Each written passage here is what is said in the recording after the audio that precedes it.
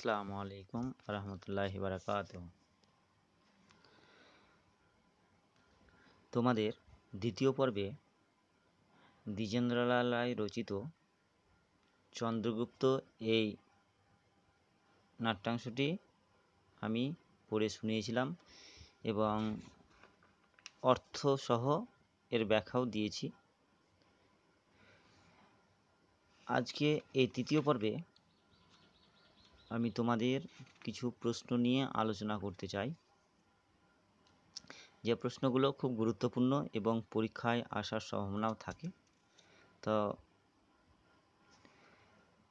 তার আগে একটি কথা, যে এই প্রশ্নগুলো পড়ার আগে আজকে তো তোমাদের ক্লাস আছে বাংলা ক্লাস 8 অর্থাৎ তিসরিতে। তো এই প্রশ্নগুলো পড়ার আগে তোমরা একবার গল্পটা ভালো করে পড়ে নেওয়ার চেষ্টা করবে মনোযোগ দিয়ে, এবং পড়তে গিয়ে যদি কোনো রকম অর্থগত কোনো সমস্যা হয়, অর্থাৎ কোনো শব্দের অর্থ যদি তোমরা না পারো, তাহলে কিন্তু আমাকে গ্রুপের মাধ্যমে জানাবে। আমি সেই শব্দগুলোর অর্থ বলে দেওয়ার চেষ্টা করব বা বলে দেব। তো যাওয়া যাক আজকের প্রশ্ন পর্ব। প্রথম প্রশ্ন হচ্ছে, ভারতবাসী মিথ্যা কথা বলতে এখনো শিখে নাই। উক্তিটি কি? ভারতবাসী মিথ্যা কথা বলতে এখনো শিখে নাই। অর্থাৎ এই উক্তিটি কে কোন প্রসঙ্গে বলেছেন, ব্যাখ্যা করো। এই প্রশ্নের উত্তর দিতে, যে ভারতবাসী মিথ্যা কথা বলতে এখনো শিখে নাই, এই কথাটি কে বলেছিল এবং কোন প্রসঙ্গে বলেছিল।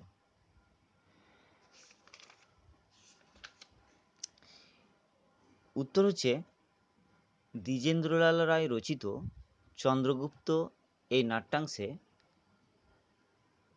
যখন নন্দ তার ভাই চন্দ্রগুপ্তকে পরাজয় করে রাজ্য থেকে বিতাড়িত করেছিল, সেই প্রতিশোধ নেওয়ার জন্য, সেই তাড়িয়ে দেওয়ার প্রতিশোধ নেওয়ার জন্য চন্দ্রগুপ্ত অর্ধেক ম্যাসিডনের রাজা সেকেন্দারের সেনাপতি সেলুকাসের কাছ থেকে গোপনে যুদ্ধের কলাকৌশল, যুদ্ধ চালনা, বিভিন্ন রকম, অর্থাৎ যুদ্ধের বিভিন্ন রকম কলাকৌশল কিভাবে যুদ্ধ করতে হয় সে সমস্ত বিষয়ে শিক্ষা অর্জন করছিল। কার কাছ থেকে? সেলুকাসের কাছ থেকে। তো সেলুকাসের কাছ থেকে শিক্ষা অর্জন করতে করতে যখন অ্যান্টিগোনাস দেখে ফেলে, তখন অ্যান্টিগোনাস তাকে ধরে নিয়ে রাজার সম্মুখে হাজির করেন। অর্থাৎ রাজা সেকেন্দার শাহের কাছে নিয়ে যান। সেকেন্দার শাহ তখন নানা রকম প্রশ্ন করার পর তাকে জিজ্ঞেস করে, তোমাকে আমি যা যা বলছি সেগুলো সঠিকভাবে উত্তর দেওয়ার চেষ্টা করবে। সেখানে অনেক প্রশ্ন করেছিল, তো যাই হোক সেগুলো আমি বলছি না। সেখানে অনেক প্রশ্ন করেছিল এবং প্রশ্ন করার পর তুমি যা যা প্রশ্ন করছি সঠিকভাবে উত্তর দেওয়ার চেষ্টা করবে, মিথ্যা বলবে না। তখন চন্দ্রগুপ্ত বলেছিল যে ভারতবাসী কখনো মিথ্যা কথা বলতে শেখে নাই। অর্থাৎ আমরা ভারতবাসী, আমরা ভারতীয়, আমি বা আমরা কখনো মিথ্যা কথা বলতে শিখিনি কোনো দিন। তো এই কথাটি তাহলে কে বলল? চন্দ্রগুপ্ত বলল। এবং কোন প্রসঙ্গে বলল সেটা তো তোমাদের আমি বললাম। তো এই প্রশ্নের উত্তরটা তোমরা পড়াশোনা করবে, আর এ নিয়েও যদি কোনো রকম তোমাদের কোনো সন্দেহ থাকে বা সমস্যা হয়, তাহলে আমাকে আবার গ্রুপের মাধ্যমে জানাবে, আমি অবশ্যই আবার বলে দেওয়ার চেষ্টা করব। দ্বিতীয় কোশ্চেন হচ্ছে, কি বিচিত্র এই দেশ? কি বিচিত্র এই দেশ? বক্তার চোখে এই দেশের বিচিত্র কিভাবে ধরা পড়েছে সংক্ষেপে আলোচনা করো। অর্থাৎ প্রাকৃতিক সৌন্দর্যের বিবরণ কি দেওয়া হয়েছে এই নাট্যাংশটির মধ্যে, সেগুলো তোমাদেরকে ব্যাখ্যা করতে হবে, অর্থাৎ একটু আলোচনা করতে হবে। তো এই প্রশ্নগুলোর উত্তর লেখার আগে তোমাদেরকে আমি আগেই একটা কথা বলেছিলাম, যে কোনো প্রশ্নের উত্তর লেখার আগে কবি এবং কবিতার নাম বা কোনো নাট্যাংশের নাম বা কোনো গল্পের নাম অবশ্যই বলতে হবে। তো যাক, আমি উত্তর বলছি। দ্বিজেন্দ্রলাল রায় রচিত চন্দ্রগুপ্ত এই নাট্যাংশটিতে প্রথমে প্রাকৃতিক সৌন্দর্যকে দুটো প্যারার মধ্যে তুলে ধরা হয়েছে। অর্থাৎ প্রাকৃতিক সৌন্দর্যের বিবরণের কথা এখানে বলা হয়েছে। তো প্রাকৃতিক সৌন্দর্যের কথা বলতে গিয়ে রাজা সেকেন্দার শাহের সেনাপতি সেলুকাস প্রথমে বলছিলেন যে সিন্ধু নদীর তীরে দাঁড়িয়ে আকাশের দিকে তাকিয়ে তিনি বলছেন, প্রাকৃতিক সৌন্দর্যের বিবরণ দিচ্ছেন এইভাবেই, সত্য সেলুকাস, কি বিচিত্র এই দেশ। অর্থাৎ এই দেশ নানা রকম বিচিত্র রঙের দেশ। সেখানে কি হয়, দিনের বেলায় সূর্যের গাঢ় রৌদ্রে সমস্ত বিশ্বকে যেন পুড়িয়ে দিয়ে যায়। আবার রাত্রিবেলায় শুভ্র চন্দ্রমা, চাঁদের ভিজা ভিজা আলো, সুন্দর আলোতে আবার সেই পুড়িয়ে দিয়ে যাওয়া পৃথিবীকে আবার জ্যোৎস্নার আলোতে যেন, অর্থাৎ শুভ্র চন্দ্রমায় যেন স্নান করিয়ে দিয়ে যায়। দিনের বেলায় সূর্যের আলোতে সারা বিশ্বকে পুড়িয়ে দিয়ে যাচ্ছে, আবার রাত্রিবেলায় শুভ্র চন্দ্রমায় অর্থাৎ চাঁদের নরম আলোতে যেন সেগুলোকে আবার স্নান করিয়ে দিয়ে পরিষ্কার করে দিয়ে যাচ্ছে। আর রাত্রের বেলায় অসংখ্য ঘন ঘন নক্ষত্রপুঞ্জ যেন আকাশের গায়ে ঝলমল করে দেখা দিচ্ছে। ঘন অন্ধকার মেঘ রাশি, অর্থাৎ মেঘগুলো যেন গুরুগম্ভীর গর্জন করে দৈত্যদের মতো আকাশের দিকে ছেয়ে রয়েছে। তারা যেন দল বেঁধে দৈত্য সৈন্যের দল কোথাও যেন চলে যাচ্ছে, আর আমি নির্বাক হয়ে সেই সমস্ত দৃশ্যগুলো দেখি। অর্থাৎ সেকেন্দার এই কথাগুলো বলছেন। আর কি রয়েছে যে বিশাল হিমালয় পর্বত আকাশ ভেদ করে যেন দাঁড়িয়ে রয়েছে, আর নদীতে জলের ধারা প্রবাহিত হচ্ছে, জলস্রোত প্রবাহিত হচ্ছে। সেই জলস্রোতের সঙ্গে মোটা মোটা ফেনা যেন নদীতে বয়ে যাচ্ছে। আর মরুভূমির মধ্যে যখন জোরে বাতাস বইছে, তখন সেই বালু রাশি অর্থাৎ বালিকণাগুলো যেন ওই হাওয়ার সঙ্গে খেলা করছে। তারপরে দ্বিতীয় প্যারাতে রয়েছে প্রাকৃতিক সৌন্দর্যের কথাই। সেগুলো হচ্ছে যে আবার সেকেন্দার বলতে লাগলেন যে কোথাও কোথাও তাল গাছগুলো মাথা উঁচু করে দাঁড়িয়ে রয়েছে, আর এর মধ্যেই বড় বড় বট গাছগুলো তার শাখা প্রশাখা বিস্তার করে ছোট ছোট গাছগুলোকে যেন ছায়া প্রদান করে রয়েছে, অর্থাৎ ছায়া দান করছে। বড় একটা বট গাছ তার অনেক বড় শাখা প্রশাখা দিয়ে কি করছে, যে সমস্ত ছোট ছোট গাছগুলো রয়েছে সেই গাছগুলোকে যেন তার ডানা দিয়ে, তার ডালপালা দিয়ে, শাখা প্রশাখা দিয়ে যেন ছায়া প্রদান করে, অর্থাৎ ছায়া প্রদান করছে, ছায়া দিচ্ছে।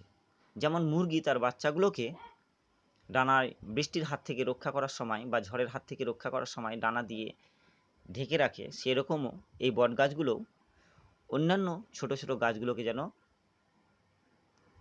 আগলে রেখেছে। আর পাগলা হাতির দল একসঙ্গে দলবদ্ধভাবে দল বেঁধে খুব ধীর গতিতে কোথাও যেন চলেছে, উদ্দেশ্যহীন যাত্রা তাদের। আর হিংস্রতা হারিয়ে সাপগুলো যেন আঁকা বাঁকা রেখায় পড়ে রয়েছে। একশৃঙ্গ গন্ডারগুলো মহাশৃঙ্গ অর্থাৎ বড় শিংওয়ালা, গন্ডার নয় হরিণ, বড় শিংওয়ালা হরিণগুলো নির্জন বনের মধ্যে, যেখানে কোনো জনসংখ্যা নাই, জনশূন্য নির্জন প্রান্তর, যে জায়গায় কোনো জনগণ নাই, লোকজন নাই, সেই জায়গার মধ্য দিয়ে তারা শূন্য প্রেক্ষণে অর্থাৎ আকাশের দিকে যেন তাকিয়ে রয়েছে। অর্থাৎ তারা উদ্দেশ্যহীনভাবে কি যেন করতে চাইছে, বোঝা যাচ্ছে না। আর সবার উপরে আমাদের এই দেশ শাসন করছে এক ইংরেজ জাতি। এই হচ্ছে ভারতবর্ষের প্রাকৃতিক সৌন্দর্যের বিবরণ। প্রথমে সূর্য, চাঁদ, ঘন মেঘ আর হিমালয় পর্বত এবং নদীর কথা প্রাকৃতিক সৌন্দর্যের মধ্যে বলা হয়েছে। দ্বিতীয় প্যারাতে বলা হয়েছে তাল গাছ, বট গাছ, পাগলা হাতির দল, অলস সাপ আর বড় শিংওয়ালা হরিণ। এই দুই প্যারার মধ্যেই এই ভারতবর্ষের প্রাকৃতিক সৌন্দর্যের কথা সুন্দরভাবে রাজা সেকেন্দার